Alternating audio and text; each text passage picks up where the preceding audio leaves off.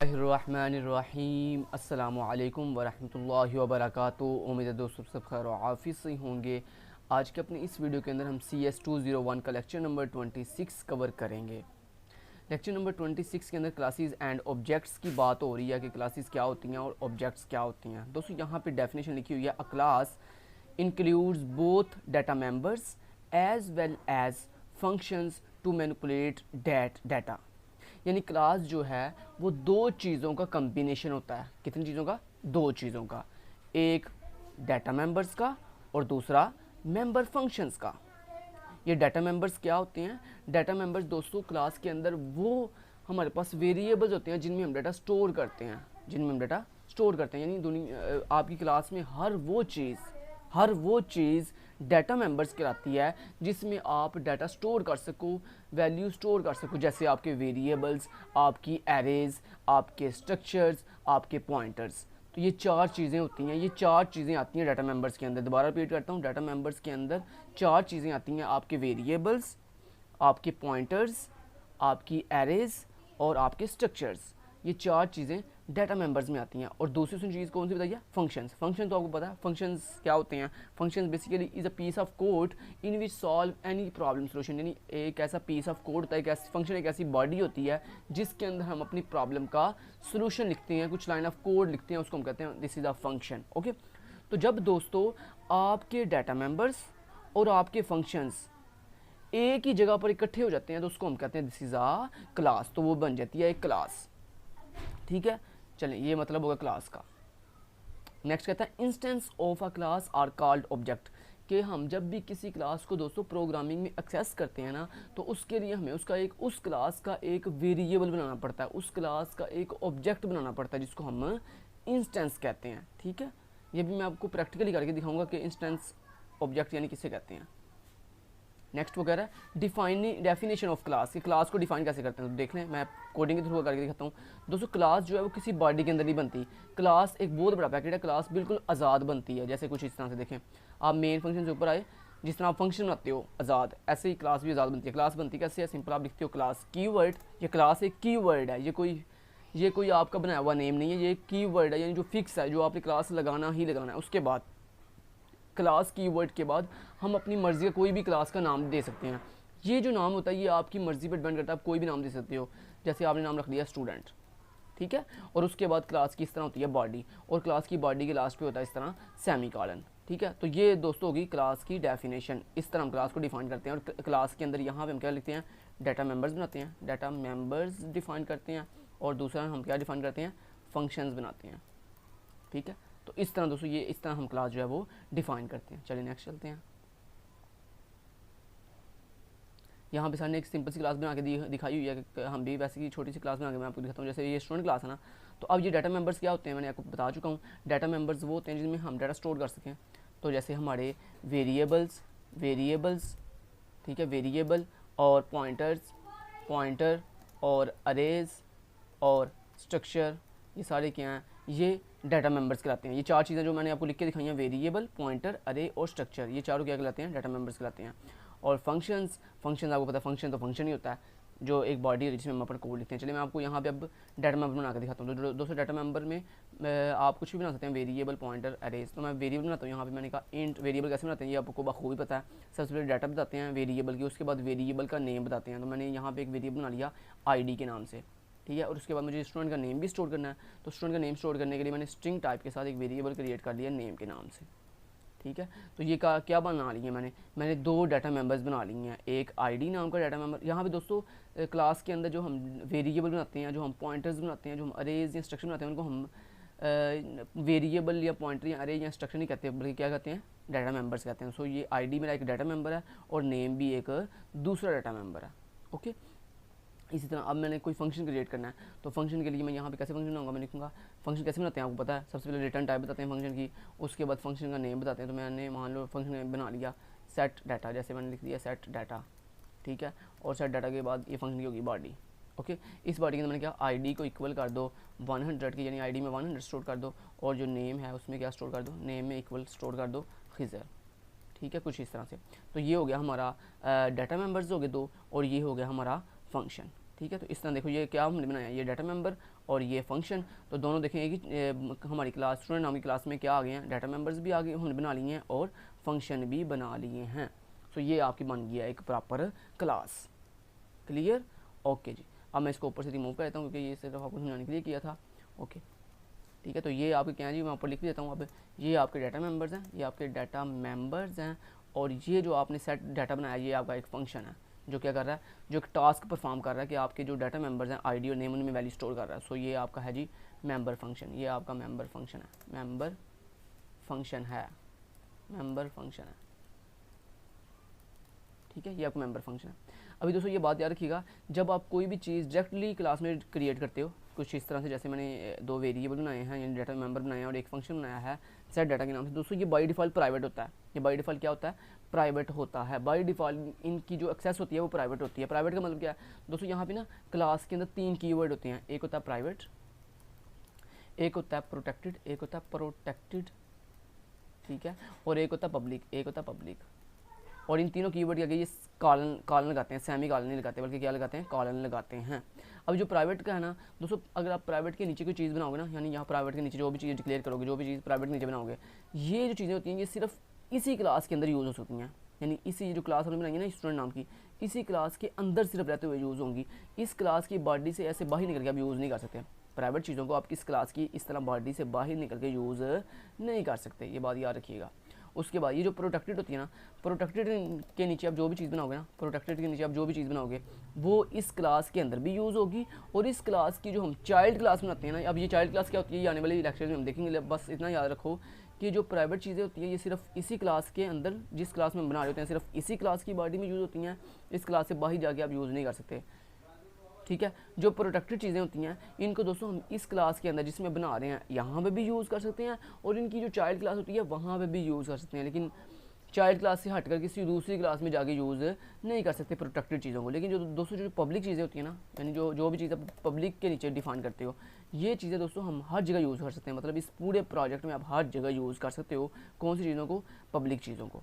Okay, तो अगर दोस्तों आप इस तरह कुछ भी ना लिखो, मतलब ऐसे जैसे अभी आपने डाटा मेंबर बनाए हैं और आपने ये फंक्शन बनाया, इसके ऊपर आपने कोई भी कीवर्ड नहीं लिखा, मतलब ना तो आपने प्राइवेट लिखा है, ना आपने प्रोटेक्टेड लिखा है, ना ही आपने पब्लिक लिखा है।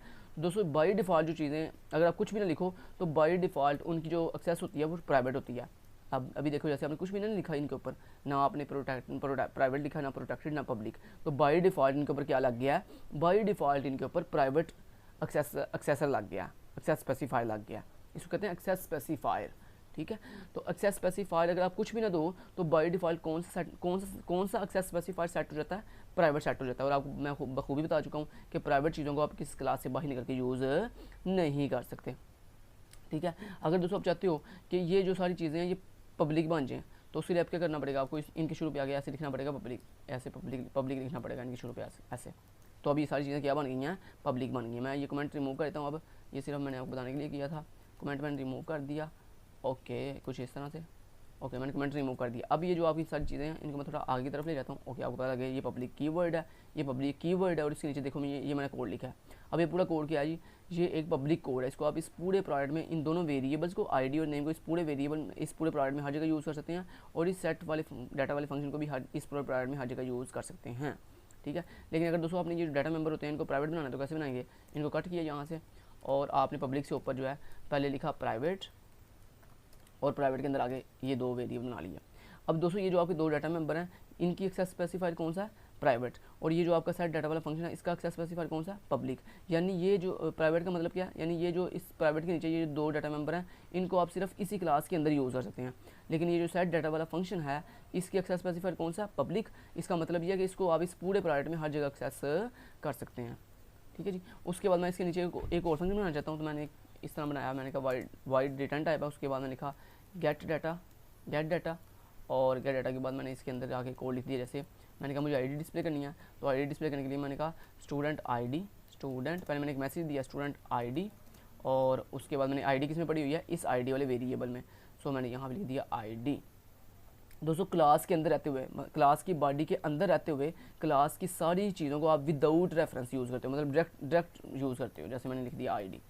ठीक है, इसी तरह मैंने क्लास के अंदर जो नेम है उसको एक्सेस करना है, तो मैंने यहाँ पे लिख दिया जैसे बैकस्लैश मैंने कहा स्टूडेंट, बैकस्लैश आपको पता ना क्यों यूज़ होता है, न्यू लाइन में जाने के लिए।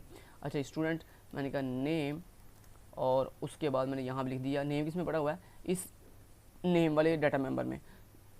सो मैं क्लास की बॉडी के अंदर खड़ा हूँ, इसलिए मैं डायरेक्टली इस नेम वाले वेरिएबल को यूज़ करूँगा कुछ इस तरह से। ओके, अब दोस्तों मैं चाहता हूँ जो दोनों फंक्शन है ये एग्जीक्यूट हो। एग्जीक्यूट कौन करता है, मेन फंक्शन एग्जीक्यूट करता है ना। सो हम मेन फंक्शन के अंदर आए, और दोस्तों जब भी आपने किसी भी क्लास की चीज़ को एक्सेस करना हो मेन की बॉडी के अंदर, या किसी भी क्लास से बाहर निकल कर उस क्लास की चीज़ों को एक्सेस करना हो, तो दोस्तों उस क्लास का पहले आपको बनाना पड़ता है एक ऑब्जेक्ट। अब ऑब्जेक्ट कैसे बनाते हैं, सबसे पहले हम बताते हैं क्लास की डाटा टाइप। क्या बताते हैं, क्लास की डाटा टाइप। अब दोस्तों किसी भी क्लास की डाटा टाइप क्या होती है, किसी भी क्लास का ये जो आप नाम बताते हो ना, ये जो आपने नाम रखा हुआ किसी भी क्लास का जो आप नाम सेट करते हो, वो बेसिकली उसकी क्या होती है, डाटा टाइप होती है। जैसे मैं आपको करके दिखाता हूँ यहाँ पे, तो मैंने कहा स्टूडेंट नाम की जो डाटा टाइप है, मेरी क्लास की जो स्टूडेंट नाम की जो डाटा टाइप है, उसका एक ऑब्जेक्ट बना दो एस नाम से। ठीक है, तो ये बेसिकली अब क्या बन गया, एक ऑब्जेक्ट बन गया। क्या बन गया, एक ऑब्जेक्ट बन गया है। अब आपने इस मेन फंक्शन के अंदर अपनी इस क्लास की किसी भी चीज़ को, पब्लिक चीज़ को, लेकिन प्राइवेट नहीं, प्राइवेट चीज़ें मैं आपको पहले बता चुका हूँ वो एक्सेस नहीं होती क्लास से बाहर निकल कर। ठीक है, पहले तो ये आपको पता लगे ना ऑब्जेक्ट कैसे बनाते हैं। ऑब्जेक्ट बनाने के लिए सबसे पहले क्लास का नाम बताते हैं, क्लास का नाम यानी क्लास का डाटा टाइप। तो बेसिकली क्लास का जो भी नाम होता है वही असल में उसकी डाटा भी होती है। तो क्लास की दोस्तों क्लास का नेम ही उसकी डाटा टाइप होती है। सो ये जो क्लास का नेम है ना स्टूडेंट, ये इसकी डाटा टाइप भी है। सो ऑब्जेक्ट बनाने के लिए सबसे पहले हम क्लास का नाम यानी क्लास की डाटा बताते हैं, और उसके आगे स्पेस देके क्लास का ऑब्जेक्ट लिखते हैं। ऑब्जेक्ट का नाम अब ये फिक्स नहीं है कि मैंने ऐसे लिखा है तो आपने भी ऐसे लिखना है, कुछ भी आप रख सकते हैं दोस्तों। ऑब्जेक्ट का नाम आप कुछ भी रख सकते हैं, तो मैंने ऐसे रख लिया, आप कुछ भी रख लो। आप मान लो यहाँ पे ओबीजे रख लो, आप यहाँ पे जो है ना, लेकिन ऐसा नाम रखना जो पहले से डिफाइन हो, जैसे इंट एक कीवर्ड है C++ का, तो ये आपने ये नहीं रख सकते, कोई भी रैंडम सा नाम रख लो। मैंने मान लो ऐसे रख लिया। ठीक है, अब दोस्तों जब भी आपने मेन के अंदर क्लास की किसी भी चीज़ को पब्लिक चीज़ को एक्सेस करना है, तो आप इस ऑब्जेक्ट की हेल्प लेोगे। मतलब पहले आप लिखोगे ऑब्जेक्ट, फिर देना आगे उस क्लास की आगे फर्दन चीज़ का नाम। तो दोस्तों हम क्या करते हैं, क्लास की चीज़ को मैंने इस सेट डाटा वाले फंक्शन को कॉल करना है। तो वैसे आपको पता है ना, हम किसी फंक्शन को कॉल कैसे करते हैं, उस फंक्शन का नाम बताते हैं सेट डाटा, और आगे उस राउंड ब्रैकेट लगाते हैं, उसके बाद सेमीकोलन लगा देते हैं, तो इस तरह फंक्शन कॉल रहता है। लेकिन अभी दोस्तों ये जो फंक्शन है सेट डाटा, ये किस में पड़ा हुआ है, मेरी इस क्लास के अंदर, मेरी इस स्टूडेंट क्लास के अंदर पड़ा हुआ है। तो मैंने पहले बता चुका हूँ कि किसी भी क्लास की किसी भी चीज़ को आप डायरेक्टली कॉल नहीं कर सकते, डायरेक्टली एक्सेस नहीं कर सकते। क्या करना पड़ता है, उसके लिए पहले उसका ऑब्जेक्ट बताना पड़ता है। तो मेरी क्लास का ऑब्जेक्ट क्या है, एस, तो आपने लिखा पहले एस, आगे दोस्तों लगाते हैं डॉट, तो मैंने लिखा डॉट, और उसके बाद देखिए डॉट के बाद फिर आप उस चीज़ को एक्सेस कर सकते हो। ठीक है, तो ये एक अजाफी चीज़ है कि क्लास की चीज़ को एक्सेस करने के लिए सबसे पहले हम उसका ऑब्जेक्ट बताते हैं, उसके बाद लगाते हैं डॉट, और डॉट के बाद फिर आगे उसके जो भी फंक्शन को आपने कॉल करना है या उसके डाटा मेंबर को एक्सेस करना है, तो आप एक्सेस कर सकते हो। इसी तरह मैंने मान लो अब ये गेट डाटा वाले फंक्शन कॉल करना, तो कैसे करूँगा, सबसे पहले मैं लिखा ऑब्जेक्ट एस, आगे लगाया डॉट, उसके बाद लिखा गेट डाटा वाला जो फंक्शन है उसको कॉल कर दो, और आगे सेमीकोलन। अब मैं इसको रन करके दिखाता हूँ आपको। ये मैंने किया रन, और देखो सबसे पहले सेट डाटा चला, उसने डाटा सेट किया आईडी के अंदर 100 और स्टूडेंट के अंदर नेम के अंदर खिजर, और उसके बाद देखें जब गेट डाटा कॉल हुआ है तो उसने आपकी जो डाटा था वो स्क्रीन पे डिस्प्ले कर दिया, स्टूडेंट आईडी 100 और स्टूडेंट का नेम खिजर। तो इस तरह दोस्तों हम क्लास को जो है एक्सेस करते हैं। अब सर नेक्स्ट कह रहे हैं कि क्लास की जो डाटा मेंबर्स हैं या मेंबर फंक्शन है वो क्लास से बाहर आके कैसे एक्सेस करते हैं। मतलब अगर क्लास की बॉडी से बाहर आगे अपनी चीज़ को डिफाइन करना हो कुछ इस तरह से, मान लो आपने कहा ये जो सेट डाटा ना इसको एक्सेस यहाँ पर डिफाइन नहीं करना, यहाँ पे सिर्फ मैंने इसको डिक्लेयर करना है। दोस्तों आप ऐसे भी कर सकते हो कि क्लास के अंदर सिर्फ आप किसी फंक्शन को जो है जस्ट ओनली डिक्लेयर करो, मतलब उसका प्रोटोटाइप बनाओ। जैसे प्रोटोटाइप कैसे बनाते हैं किसी भी फंक्शन का, सबसे पहले उसकी रिटर्न टाइप बताते हैं, आगे फंक्शन का नाम होता है, आगे राउंड ब्रैकेट होती है, और उसके बाद सिंपल सेमीकोलन होता है। यानी उसकी बॉडी नहीं लगाती। जब आप दोस्तों किसी फंक्शन की बॉडी ना लगाओ, ऐसे मतलब ये जो बॉडी होती है ये अगर ना लगाओ, बॉडी ना लगाओ और जस्ट सेमीकोलन लगा दो, तो इसको हम कहते हैं फंक्शन डिक्लेरेशन या फंक्शन प्रोटोटाइप। ठीक है जी, तो इसी तरह मैंने इसका भी कुछ नहीं लगाया, मैंने इसको भी रिमूव कर दिया बॉडी को, और यहाँ भी सेमीकोलन लगा दिया। अब आपके क्लास के अंदर कितने फंक्शन हैं, एक है सेट डाटा और एक है गेट डाटा। अब इन दोनों फंक्शन को मैं डिफाइन कहाँ पे करूँगा, क्लास की बॉडी से बाहर आकर। लेकिन एक चीज़ याद रखिएगा कि क्लास की बॉडी से बाहर आकर आप सिर्फ और सिर्फ क्लास की जो पब्लिक चीज़ें होती हैं ना उनको एक्सेस कर सकते हैं, सिर्फ पब्लिक चीज़ों को बना सकते हैं, प्राइवेट चीज़ों को या प्रोटेक्टेड चीज़ों को आप नहीं बना सकते। ठीक हो गया। चलें अभी यहाँ पे देखिए मैं क्लास से बाहर आया, मैंने कहा ये जो मेरा सेट डाटा वाला फंक्शन है इसको मैंने डिफाइन करना है। तो दोस्तों अगर क्लास से बाहर आकर क्लास के किसी पब्लिक फंक्शन को डिफाइन करना हो यानी उसकी बॉडी बनानी हो तो कैसे बनाते हैं, सबसे पहले बताते हैं दोस्तों उसकी रिटर्न टाइप। तो मैंने लिखा रिटर्न टाइप उसकी क्या थी, सेट डाटा की रिटर्न टाइप क्या है, वाइड, तो मैंने लिखा वाइड। उसके बाद दोस्तों बताते हैं क्लास की डाटा यानी क्लास का नेम, तो क्लास का नेम क्या है, स्टूडेंट। उसके बाद लगाते हैं स्कोप रेजोल्यूशन ऑपरेटर, मतलब इसको हम कहते हैं स्कोप रेजोल्यूशन ऑपरेटर, ठीक है। स्कोप रेजोल्यूशन ऑपरेटर लगाते हैं। उसके बाद फिर आगे फंक्शन का नाम बताते हैं। मेरे फंक्शन का नाम क्या है, सेट डाटा। तो मैंने लिखा सेट डाटा, आगे राउंड ब्रैकेट लगाते हैं और उसके बाद फंक्शन की बॉडी। तो इस तरह दोस्तों ये तरीका है क्लास के पब्लिक फंक्शन को क्लास की बॉडी से बाहर आकर बनाने का। ये बात याद रखिएगा, क्लास की बॉडी क्लास में सेमीकोलन आता है, ठीक है। तो ये क्लास की बॉडी से बाहर आकर क्लास के पब्लिक फंक्शन को अगर आपने डिफाइन करना हो, यानी उसकी बॉडी बनानी हो, तो ये तरीकाकार है। लेकिन बॉडी बनाने से पहले ये याद रखिएगा, क्लास के अंदर आपने उसकी बॉडी नहीं बनानी, क्लास के अंदर आपने उस फंक्शन की बॉडी नहीं बनानी। बॉडी बनाए बगैर बस सेमीकोलन लगा देना, जैसे मैं एग्जाम्पल करके दिखा रहा हूँ। अगर पेपर में आपको आता है कि सेपरेशन, जैसे ये ऊपर हेडिंग क्या लिखी हुई है, कहाँ गई, हाँ, separation of interface from the implementation, यानी इंटरफेस का मतलब क्या कि अगर आपने क्लास के अंदर जो फंक्शन बनाए हैं पब्लिक, अगर उनको क्लास से बाहर आकर बनाना हो, सेपरेशन समझते हो ना, सेपरेशन इसे कहते हैं। क्लास की बॉडी से बाहर आकर अगर आपने सेपरेट बनाना हो, यानी उसे उन्हें अलग बनाना हो, तो कैसे बनाते हैं।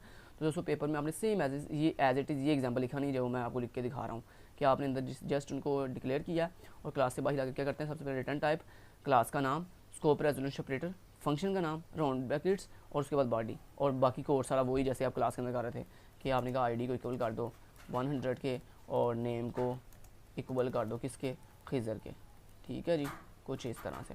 उसके बाद आपने इसी तरह नीचे आए और यहाँ पे आपने अगेन अब गेट डाटा को कॉल कर दो। कैसे करेंगे, सबसे रिटर्न टाइप, क्लास का नाम, स्कोप रेजोल्यूशन ऑपरेटर, उसके बाद फंक्शन का नाम गेट डाटा, राउंड ब्रैकेट और उसके बाद बॉडी, और उसके बाद जो भी आपने प्रिंट करना है। तो आपने क्या दिया यहाँ पे, स्टूडेंट आईडी, वो किस में पड़ी हुई है, आईडी वाले वेरिएबल में, ठीक है। और उसके बाद क्लास से बाहर आकर भी आप क्लास के डाटा मेंबर को जो है डायरेक्ट एक्सेस कर सकते हैं। क्यों, क्योंकि वो दोस्तों हम डाटा मेंबर को कहाँ एक्सेस कर रहे हैं, क्लास के फंक्शन के अंदर ही एक्सेस कर रहे हैं। क्लास से बाहर हम आज़ाद एक्सेस नहीं कर रहे, बल्कि क्लास का ये गेट डाटा क्या है, क्लास का फंक्शन है, इसलिए उसके अंदर ही हम एक्सेस कर रहे हैं। तो उसके बाद आपने लिखा सी आउट /n आपने लिख दिया स्टूडेंट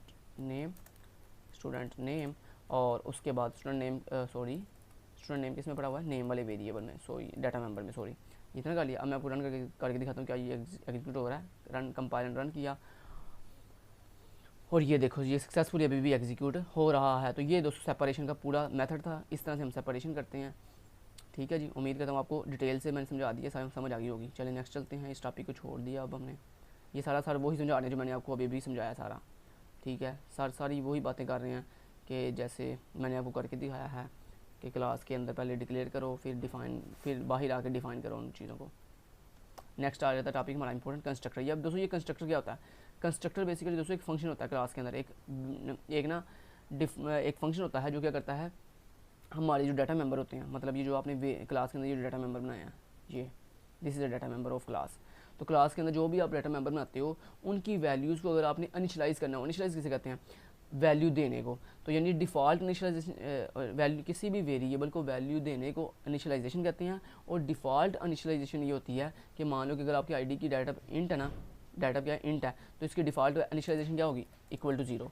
इस तरह सेमीकोलन से पहले इक्वल टू 0 का मतलब क्या, मतलब आपने डिफ़ॉल्ट वैल्यू दे दी है 0, यानी आप कह रहे हो अगर इस आईडी में कुछ भी स्टोर ना हो तो तुमने 0 स्टोर कर देना। इस तरह नेम की डाटा क्या स्ट्रिंग, तो इसको दोस्तों आप एम्प्टी एक स्ट्रिंग दे दोगे, इस तरह डबल कोटेशन के अंदर एक एम्प्टी स्ट्रिंग दे दोगे, तो ये इसकी डिफ़ॉल्ट स्ट्रिंग वैल्यू है। तो दोस्तों अगर आपने अपनी क्लास के जो डाटा मेंबर्स हैं उनको इस तरह डिफ़ॉल्ट वैल्यू देनी हो, इस तरह क्या कौन सी देनी हो, अगर कोई फ्लॉट वैल्यू हो, मतलब किसी आपके पास क्लास में कोई फ्लॉट वेरिएबल है जैसे मार्क्स के नाम से, तो उसकी डिफ़ॉल्ट वैल्यू क्या होती है, उसकी डिफ़ॉल्ट वैल्यू होती है 0.0, ये डिफ़ॉल्ट वैल्यू होती है, ठीक है। तो इस तरह से समझ लो बात को। तो दोस्तों इसी तरह अगर आपने अपनी क्लास के डाटा मेंबर को इस तरह वैल्यू देनी हो, वैसे तो ये जो वैल्यू मैं दे रहा हूँ ना, इस तरह इक्वल 0, ऐसे क्लास के डाटा मेंबर को ऐसे वैल्यू देते नहीं है, ठीक है। ऐसी वैल्यू देने के लिए हम क्या यूज़ करते हैं, कंस्ट्रक्टर। तो क्लास के डाटा मेंबर्स को डिफ़ॉल्ट वैल्यू सेट करने के लिए हम एक कंस्ट्रक्टर यूज़ करते हैं। क्या यूज़ करते हैं, कंस्ट्रक्टर। तो कंस्ट्रक्टर जो है वो एक क्लास का फंक्शन होता है। और ये बात याद रखिएगा, कंस्ट्रक्टर की कोई भी रिटर्न टाइप नहीं होती, यानी इसकी कोई भी इस तरह रिटर्न टाइप नहीं होती, वाइड इंट कोई भी रिटर्न टाइप नहीं होती, ठीक है। ये बात याद रखिएगा एक। तो पहला पॉइंट मैंने क्या बताया, कंस्ट्रक्टर एक फंक्शन होता है क्लास के अंदर। दूसरा मैंने पॉइंट पर क्या बताया, कंस्ट्रक्टर की कोई भी रिटर्न टाइप नहीं होती। तीसरा पॉइंट ये है दोस्तों, कंस्ट्रक्टर का जो भी नेम आप रखते हो वो सेम क्लास के नेम जैसा होता है, मतलब जो क्लास का नेम है वही कंस्ट्रक्टर का नेम होगा। चौथा, कंस्ट्रक्टर जो है दोस्तों ये यूज़ किया जाता है आपकी क्लास के डाटा मेंबर को डिफ़ॉल्ट वैल्यू सेट करने के लिए। डिफ़ॉल्ट वैल्यू सेट करने के लिए 4 बातें होगी। पांचवी बात, कंस्ट्रक्टर जो है दोस्तों ऑटोमेटिकली कॉल हो जाता है, इसको कॉल करने की ज़रूरत नहीं पड़ती। छठी और लास्ट बात, कंस्ट्रक्टर कॉल कब होता है, जब आप क्लास का ऑब्जेक्ट क्रिएट करते हो। मतलब ये जो आपने ऑब्जेक्ट क्रिएट करना, तो जब आप किसी भी क्लास का ऑब्जेक्ट क्रिएट करते हो तो फ़ौरन से आपकी क्लास का जो कंस्ट्रक्टर होता है वो एग्जीक्यूट हो जाता है। ठीक है जी।